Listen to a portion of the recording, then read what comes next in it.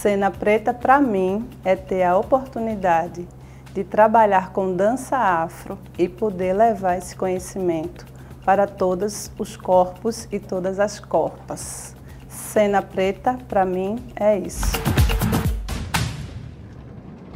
Eu sou Adélia Gomes, uma mulher negra de 46 anos, mãe do Lucas e da Ananda. Nasci em João Pessoa e na minha infância comecei a despertar o desejo pela dança. Só que vivia numa comunidade que não tinha muitas pessoas negras ao redor, né? E tive muita dificuldade de encontrar conexão, né? Do meu corpo encontrar conexão com os estilos de dança que eram desenvolvidos. Então, aos 17 anos, eu estava passando ali na lateral do Cilaio Ribeiro, escutei o berimbau tocar. E fui olhar da janelão do prédio e vi um professor dando aula de capoeira. Era o mestre Rafael Magnata. E eu, bem acuada, nunca tinha ouvido, né, menina negra, nunca tinha ouvido falar de capoeira, nunca tinha ouvido o toque de um tambor. E eu perguntei a ele, o que é isso que está acontecendo aí? Ele disse, é uma aula de capoeira, quer entrar? Aí entrei, fui participar e a capoeira me pegou. Primeiramente a capoeira, né? Durante as aulas eu fui conhecendo o maculelê, que é uma das expressões de dança afro. E troquei a capoeira pelo maculelê e pelas danças. Então, desde os meus 17 anos, que eu tive esse contato com a cultura afro, né? Sou filha de mãe branca e pai negro, né? Com todas as formas de condições que a gente tinha, classe média, mas não tinha muita conexão com a tradição. Então, quando eu tive essa oportunidade, eu fiquei vislumbrada. Na época, eu participava de um segmento religioso, que é a maioria, né, é a religião que mais tem expressão no Brasil e no mundo, eu acredito. E comecei a usar trança, comecei a fazer as danças, os movimentos, e quando chegou num determinado momento, esse segmento pediu para tirar a trança. E disse assim, você tira essa trança para o próximo passo que eu ia dar dentro do segmento religioso, para você não ficar parecida com o povo do lado de lá. Aí eu disse, se tem alguém do lado de lá que parece comigo, eu vou atrás. Eu já tinha começado com a capoeira, o som já me chamava, o tambor já me chamava, e eu fui começar a pesquisar o que era esse povo do lado de lá, e eu descobri que eram as pessoas, os povos do continente africano. Pessoas negras como eu, que quando reconheci, não tinha livro didático, não passava na televisão, a gente não ouvia falar de forma positiva das pessoas negras, então eu comecei a pesquisar. Nesse momento, o meu corpo e o meu coração, eles entenderam que era isso que eu tinha que fazer. E comecei na educação física, passei no vestibular, que na época ainda era vestibular, entrei no curso de educação física. Meu TCC foi a utilização das danças afro em aula de ginástica de academia, que também era um campo que não existia pesquisa e nem existia trabalho sobre. E a partir disso, ingressei no movimento negro, movimento de mulheres negras, sempre trabalhando com a dança, com o corpo, com o movimento. E hoje eu desenvolvo um projeto que se chama Afroafeto, que ele une a dança, as tradições de matriz africana e indígena e as formas de reconexão e de cura que essas tradições trazem para a gente.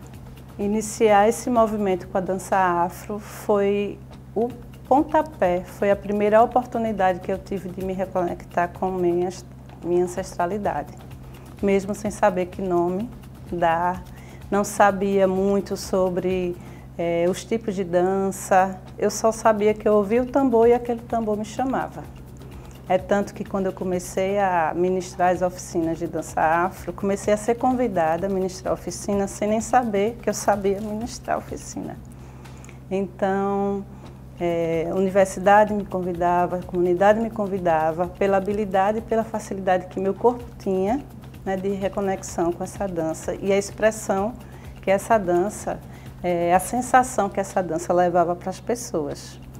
E eu comecei a perceber que eu precisava estar mais conectada, né, com essas ferramentas que eu chamo hoje de ferramentas tecnológicas, porque elas trazem a gente de volta, né, convidam o nosso corpo, a nossa ancestralidade a estarem conosco, para sermos um só, né, e iniciar isso nos anos 2000, né, só tinha o mestre, Rafael Magnata, que fazia esse trabalho, e foi bem desafiador, porque era um universo da capoeira, primeiramente, é um universo masculino, então mexer com o corpo também trazia essa repercussão, né. Nós começamos a realizar encontros de mulheres capoeiristas, que era para tentar trazer mulheres para esse movimento de empoderamento. Começava-se uma discussão também do empoderamento feminino nesse contexto e dessa reconexão ancestral. Então nós realizamos o primeiro encontro de mulheres capoeiristas nesse contexto e foi onde eu consegui realizar a minha primeira oficina de dança afro, mesmo sem saber que eu tinha toda essa habilidade para dar aula. Fui só aceitando o convite, né, como as pessoas consideram na cultura popular de notório saber, né? Não fiz cursos fora, nunca viajei para fazer curso, né? Todo o conteúdo, hoje eu iniciei uma pesquisa, né?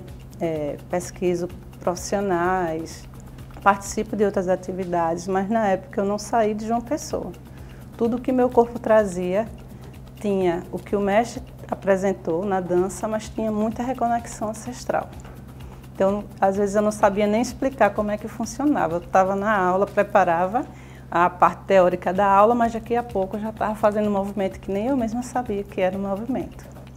Né? E consciente de que era o meu corpo que estava desejando fazer toda aquela movimentação. E foi cativando as pessoas. Era mais gente chegando, gente querendo participar da oficina. Ai, vamos ali no meu grupo que eu preciso. E eu não me sentia capaz. Porque nesse meio do caminho, eu ainda estava no processo de reconhecimento da minha negritude. Eu fui descobrir que eu era uma menina negra nesse movimento, a partir dos 17 anos. Porque no Cilaio Ribeiro também funcionava a sede do movimento negro. Aí tinha João Balula, Tânia Correia, Mãe Renilda, que realizavam movimentos, encontros de movimento negro. E eu fui descobrir. Eu cresci sabendo que eu era uma menina marrom escura.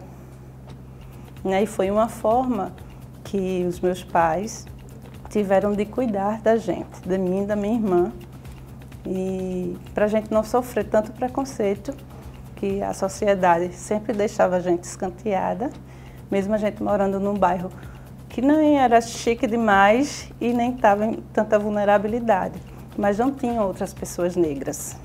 Meu pai é jornalista e criou ali no finalzinho do Gás o conjunto dos radialistas. Aí cada um radialista ganhou uma casa. Acho que tinha nossa família e outra só, que era negra. Então a gente vivia nesse universo de não conseguir se ver nas expressões. Então, quando eu entro nesse movimento, que eu vejo, fui atrás do povo do lado de lá, que eu vi que tinha um movimento negro, foi que eu entendi que eu não era morena escura. Eu era uma mulher negra e que, por conta disso, vários processos foram se explicando. Porque o racismo, ele passa em nos atravessa, em todas as fases de nossa vida. Então, era aquela criança que tinha várias amigas para brincar na rua, mas que não era convidada para uma festinha de aniversário, que tinha festa na época de 15 anos das amigas. Tinham várias debutantes, mas eu nunca ia, sempre com um consolo. Olha, você não pode participar, porque minha mãe disse que já tem muitos convidados e eu trago um pedaço de bolo para você. Eu cresci um pouco nesse universo, que negava a minha existência, mas eu só tinha ele para existir. Então, quando eu chego no movimento negro, que eu vejo outras pessoas se expressando, que eu aprendi a dizer que eu era mulher negra, eu já ia fazer 18 anos. Então foi um contexto bem Foi bom, mas muito desafiador. O papo está maravilhoso, mas nós vamos dar um tempinho e voltamos já.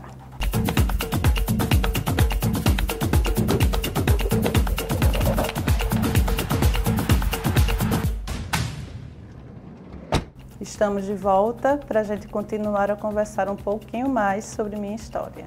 Essa virada de chave, né, de me perceber enquanto profissional da dança afro, foi ainda no curso de Educação Física, que se misturava um pouco da militância, o desejo que eu tinha de gritar para as pessoas que eu era uma mulher negra, que tinha ancestralidade, que tinha uma corporeidade. No meio do curso, que dava para fazer dança, ginástica de academia com dança afro, eu ficava fascinada. Tinha um professor que ele apoiava projetos culturais na UFPB e me convidou para fazer uma dança, uma aula de capoeira no estepe. Então, esses espaços e provocações foram me trazendo esse subsídio para eu sentir mais essa responsabilidade e para estar mais conectada com esse caminho. E depois que eu passei pelo movimento negro, eu conheci a Bamidele, que é a Organização de Mulheres Negras. E na Bamidele era desenvolvido um trabalho com dança. E a pessoa que conduzia o trabalho é Mazé, Maria José dos Santos. O trabalho era desenvolvido lá em Tibiri e era uma outra corporeidade. Ela é de Alagoas e tinha convivência em Salvador também. Então, ela mulher, né, que eu saí de um contexto da capoeira, que tinha muita expressão masculina, era mulher, cantava, tocava e dançava. E ainda trabalhava com outras mulheres, no empoderamento de outras mulheres. E foi onde eu tive a oportunidade de fazer minhas primeiras apresentações enquanto dançarina, né, de dança afro, poder compartilhar um pouco dos conhecimentos da educação física, alongamento, relaxamento e aprender com ela as ferramentas para iniciar esse processo de dar aula. Então, nesse momento que eu ingresso na Bamidele, foi quando eu comecei a despertar esse desejo, né, e me movimentar nesse sentido de poder fundamentar as aulas, né, de ter um começo, um meio e um final. Aí iniciei as pesquisas com outros profissionais, Mercedes Batista, Evandro Passos, que são profissionais, são grandes nomes da dança afro, que inspiram, né, esse trabalho e toda essa reconexão. Eu tentei um caminho que eu pensei que seria a solução, que era fazer uma faculdade de dança, que na época que eu fui fazer educação física, que não tinha o curso de dança. Mas nessa caminhada pelo meio popular, eu pude compreender que não é só a academia que traz essa formação, né? Principalmente no campo da dança afro. Então, eu tinha o desejo, né, de ter feito cursos fora na época inicial de formação, ter feito viagens. Eu era muito medrosa, não queria sair de João Pessoa. Então, fiz vários projetos, inclusive com o nome de Dança Afro Paraibana, porque em um momento eu comecei a perceber que eu copiava algumas danças de outros estados, da Bahia, de Pernambuco, mas aqui a gente tem nossa corporeidade, a gente tem o nosso coco, o afoxé da gente é tocado de outra forma, né? Tanto que hoje nós temos os grupos de maracatu que têm uma expressão, uma identidade própria. Então, eu trabalhei muito nesse sentido, né? Tinha esse desejo de ter feito uns cursos anteriores, mas eu trabalhei nessa perspectiva dessa ferramenta de dança afro-paraibana. Acho que a principal diferença, né, entre acho que 30 anos atrás é a possibilidade, né, de acesso para essa vivência e essa experiência, porque era muito restrito antes. Então, poucas pessoas tinham esse acesso. Eu consegui acessar porque passei na janela do Silaio Ribeiro. E eu fico imaginando quantas meninas negras, quantos meninos negros não tiveram oportunidade, né? E hoje eu desenvolvo trabalho nesse sentido, de possibilitar que todos os corpos e todas as corpas, elas consigam se perceber enquanto sujeito de direito, né, através da dança. Porque a dança ela traz essa reconexão, ela traz o empoderamento. a gente já se expressa de forma diferente, a gente já caminha de forma diferente. Quando a gente tem contato com a história, que a gente está dançando, também traz essa memória ancestral e traz essa segurança para a gente estar enfrentando os desafios do racismo na sociedade. E para você que está me assistindo, eu tenho um recado. A cultura popular, a dança afro, é para você que tem desejo de se reconectar com a ancestralidade, tem desejo de saber mais sobre sua história, de trilhar passos e caminhos, né, com o seu corpo e com o seu movimento.